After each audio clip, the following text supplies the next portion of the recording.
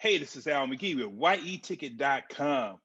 Hey, I'm going to talk to the director, Dick Rudd, and he directed this film called Quit in 2010, but it's coming back on the platform because it's kind of relevant today about the movie, about people trying to stop smoking, but it's a little bit more than that.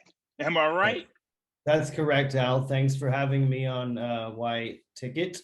Uh, I made Quit. It's about a couple who go away to the desert together to quit smoking, uh, which really becomes a metaphor for their relationship. So, like all things that we like to do, sometimes when we do them too much, they can hurt us. And I think any kind of form of addiction falls into that category, whether it's working out too much or smoking or being in a toxic relationship. So I really thought that the idea of the smoking and the pain and pleasure that go along with it were very much like the sort of push and pull that I was seeing in this relationship that I wrote about. Yeah, that's what I saw. I said, wait a minute, these people are addicted to themselves. This is really not the drugs and cigarettes and alcohol, it's themselves. And I've seen many relationships. In fact, I think I had one like that before. And I've seen other people who've had those type of addictive relationship, no matter Yeah, what they did to each other. And that's yeah. what the two main characters, Julius and Danielle, that's what they was doing to each other. They did things to each other, but they still came back to each other, right? Right, true, and in different ways too. And so I think what's cool about this film is that it does people do tend to see themselves in these characters, even if you've never smoked a cigarette. Maybe you've had that kind of relationship with something in your life. Going back to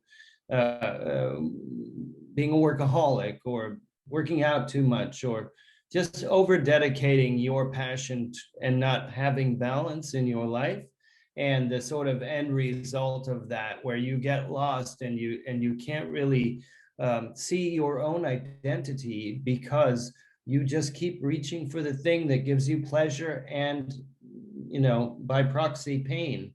It's pretty interesting. When I wrote the script and I was auditioning actors, I'd have people come in and read the sides, and afterwards they'd come up to me and they'd say, it's like you were in my room when you wrote this. It was like you heard my conversations. Wow. And I realized that I tapped into some real core exchanges that happen between people when they're in love. And now, being individual, we all have a different approach to those kinds of addictions. So in this case, the actress, the female lead, approaches it from a very emotional standpoint, right? She leads with her heart, whereas Yeah. the boyfriend,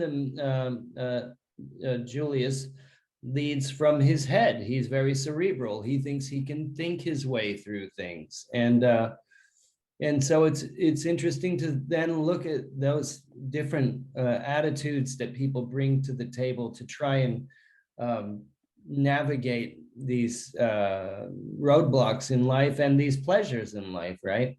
Yeah. Yeah. And well, when you chose Noah Sagan to play Julius, what did you see in him to actually know that he was Julius?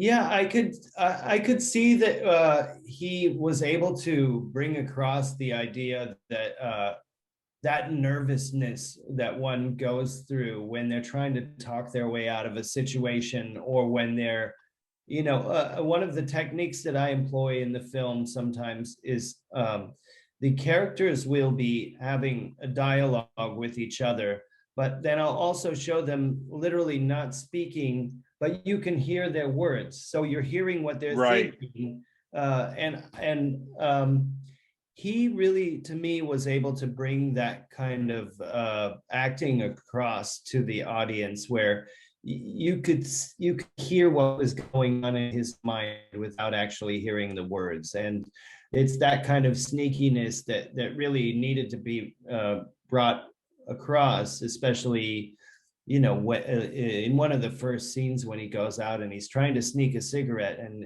Right. he catches him and he's like, what, me? Like it was that kind of his ability and his perception that he was able to bring to it that really was clear for me. Yeah, and also I enjoyed the actress too, Diora Bard. Yeah. Man, as Danielle, she brought a lot of sexiness to this role. Very Yeah. beautiful young lady. But then too, as the actress, how does she understand this role? How does she understand Danielle? How does she understand this type of relationship? Yeah, again, I think that as I mentioned earlier, he tends to lead with his head. She was able to really tap into the emotional aspect of it, um, having come up in the world as a beautiful woman and being treated a certain way and having to deal with people accordingly as being objectified that way. She's also very in touch with her emotions and that part of her that is able to sort of separate between what she thinks she should be doing and what she really is doing and how that makes her feel. So she's much more based in the feelings and was able to interpret that character very well. And the sexiness that she brings to it is, of course, all hers. But one of the things that had really started to bother me was, having grown up in the 60s and 70s, especially in the 70s, we sort of reached an age in filmmaking where it wasn't unusual to see someone naked walking to the bathroom in a movie, and it wasn't Right. glorified and it wasn't exemplified and it wasn't objectified. It's just like, this is normal. This is Mm-hmm. actually what people do in their homes. They walk naked to the bathroom to go to the bathroom. It's not a big deal. I wanted to be able to take that vibe and put it into this film without it making seem like I was exploiting her as something beautiful or someone beautiful, but really like this is kind of normal, and especially in this kind of passionate relationship. Yeah, because in today's film, which I really don't like the sex scenes and things like that, they to me they make it unnatural to Mm-hmm. be in the bed naked. The woman today in a lot of films, she's always covered up, and Agreed. also the man too. And then when they go to the bathroom, they take the blanket to go to the bathroom. I Agreed. said, wait a minute, this is Yeah, not real. That's the way I see it. I and, agree. And and, I and you and you show that exactly the right way in this film. Yeah, and I think it cuts true for both men and women. You should be able to see a man's butt in a movie and not feel weird about that. Right. But also, let me talk about one of your other films real quick. Uh, Sid and Nancy. Mm. The way you shot that, they seem to have the same type of relationship, Yeah, very much so. Very much about addiction and drugs in that and film. they're addicted to each other. Yeah, exactly. Very, very much so. I mean, I didn't write Sid and Nancy. I did have a lot to do with the film. I think a lot of it was, you kind of grow up, or for me anyway, I grew up as a kid having these ideals about what love was, and, very much based in tribalism. You meet the girl, you're in love, you're supposed to be with that person forever. There were these certain ideals about it that were stuck in my head. And then as I got older and I realized, like, I was had my heart broken, and then I broke somebody else's heart, and someone cheated on me, and then I cheated on someone, and you start to realize how um, fallible, how imperfect we are as humans, and especially when it comes to love and emotions, and not being able to be honest about that, and accepting of people as imperfect, that this stuff just happens, and it's okay. And yeah, it would be great if you found that one and it was a happily ever after, and sometimes that works, but other times it's push and it's pull, and it's all about loving and hating. Yeah, I mean, like you, I grew up trying to understand love, and I still don't understand it. I really don't believe love really is that real. I Hmm. feel that my relationships with women are the ones that I really liked, Hmm. because love seems to always fall out some way. Oh, I love you. I always tell them, oh, I love you. And I told them, oh, I love you. Now I can't stand them. I don't even talk to them anymore. Yeah, yeah, You're yeah. absolutely right. Well, that's why I was saying that's the technique in the film. There's the words, but there's the thoughts, and Yeah. if you heard the thoughts, the judgments that go on between couples, especially because you would never want to say to someone that you loved this horrible judgment that you have in your mind, because you would ruin Yeah. it forever.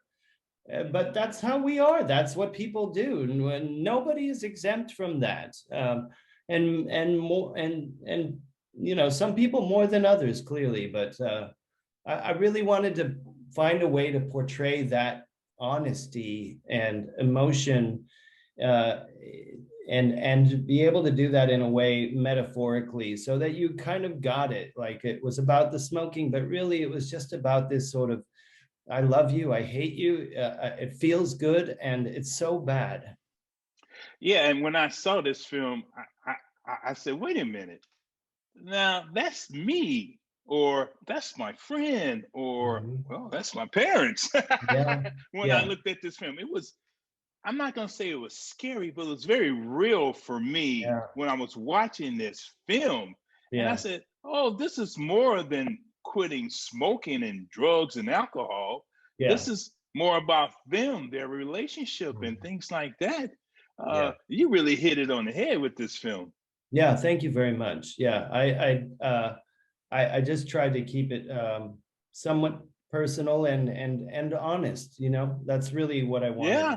And then to bring my approach that I've always had in my career, which is satire and irreverence, and some form of comic strip element to it as well, where I mean they're literally driving around in a rainbow car, so uh, Wait a minute, it how did just you think of was. that? How did you think of that rainbow car? And then how I, did you put that together? I thought I that was hilarious. Then I said, well, it's still a nice car.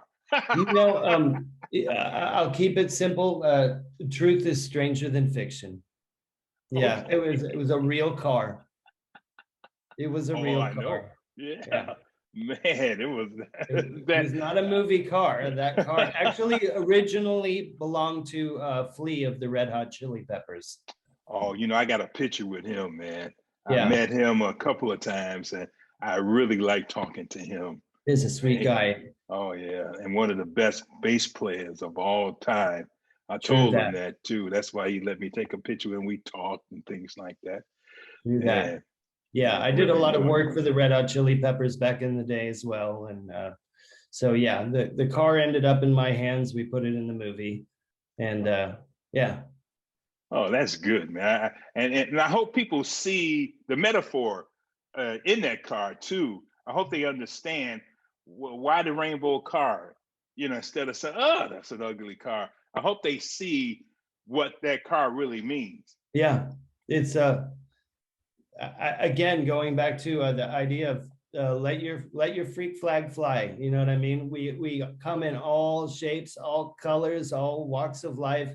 Humanity is just one big hodgepodge, but at the end of the day, we all have feelings, and we all share the same feelings. Those feelings are common no matter where you live, what language you speak. Everyone knows heartbreak. Everyone knows love. Everyone knows trying to put something down that's not good for you, that you love so much. So really it is about that. That's really what I was shooting for, was this sort of love affair that is common. Yeah, I hope that. Now let me talk about another actor, Don Swayze. Yeah, Oh, and the scene you had with him and the other guy at the bar. Uh, yeah. why did he agree to do this film, or did he audition for the film, or you knew him? What? Well, I mean, story? I actually, a lot of the cameos, practically all of the cameos in the film were, somewhat name actors that agreed to be a part of it just because they thought it was really cool and fun. And so, yeah, it was Don Swayze and Lee Ehrenberg, who had Yeah. also been in like some Pirates of the Caribbean films. He's got a great resume, and Hmm. they were just great character actors, and they really, I'm really grateful to all of the actors, and especially the character actors. They came out and just killed it. They brought so much more to it than I could have even written or imagined. They really embraced those sort of cartoon character type of characters that they were playing. um, just all of them across the board were so good.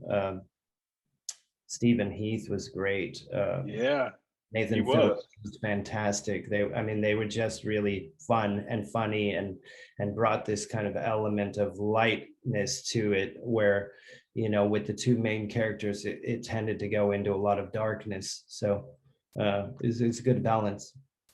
Just a couple more questions now. What do you think about Strike Back Studios now? Want to bring your movie back out and put it, on whatever the POV or on demand or whatever, starting around June 25th. What do you think of Strike Back Studios now? Saw your film and say, hey, you deserve another opening. Yeah, well, kudos to them. I mean, I think it's fantastic. People have never stopped writing me asking when and where they could see the film, so there's clearly a demand for it. In when I came up, there was a real protocol to releasing films, especially indie films. You did the festival circuit, and then you got attention, and then you put it in a theater, and then maybe you got a TV deal or a cable deal, and you went to DVD and VHS, and now it's completely different. I'm almost unfamiliar with the territory. It's so different. So my hopes are that people like you, Al, will help get the word out and turn people onto it, because it's a pretty cool flick, and we don't want it getting lost in the dark closet of digital underground. Right. Well, I'm Yeah. glad to see that you survived the pandemic. So, what's next for you? Are you going to be directing something soon or writing something soon? Well, I'm trying to figure out what that's going to be. I just haven't, it hasn't come to me yet. So I would like to say I have something in the works, but I don't know what that is yet.